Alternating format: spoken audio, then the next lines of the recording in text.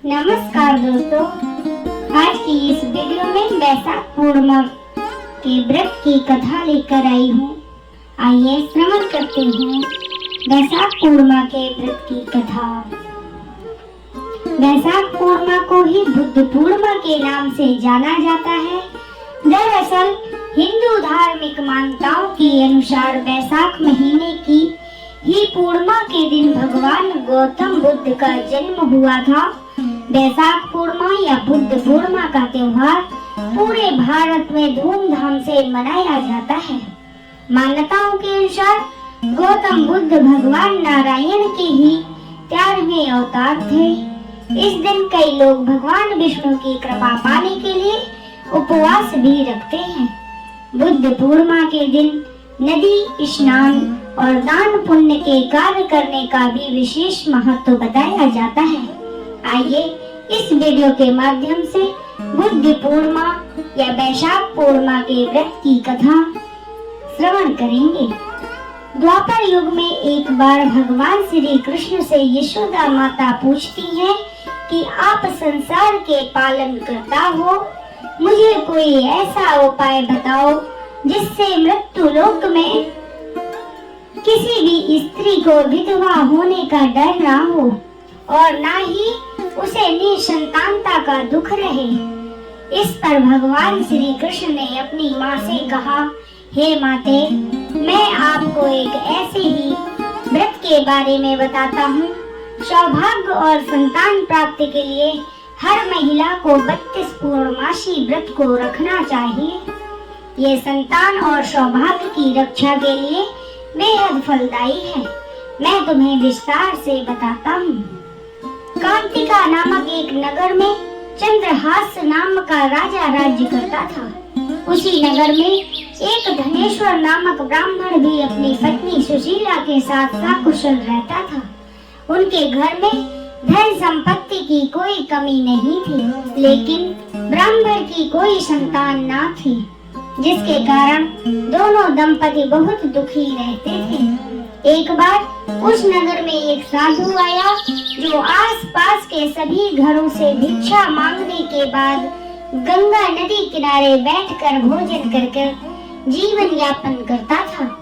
लेकिन वह साधु धनेश्वर ब्राह्मण के घर भिक्षा मांगने कभी नहीं जाता था। साधु के ऐसे बर्ताव देख सुशीला और धनेश्वर बहुत दुखी हुए।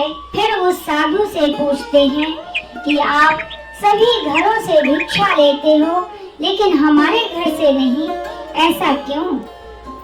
तब साधु ने जवाब दिया कि तुम निसंतान हो, ऐसे घर से भिक्षा लेना पतितों के अन्न के समान होता है और मैं कभी भी पाप का भागीदार नहीं बनना चाहता।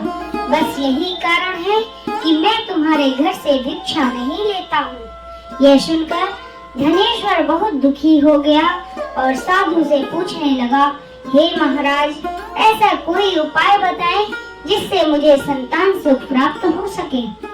तब साधु ने ब्राह्मण दंपति को 16 दिन तक माँ चंडी की पूजा की सलाह दी। इसके बाद धनेश्वर और उसकी पत्नी दोनों इस व्रत का पालन करने लगे।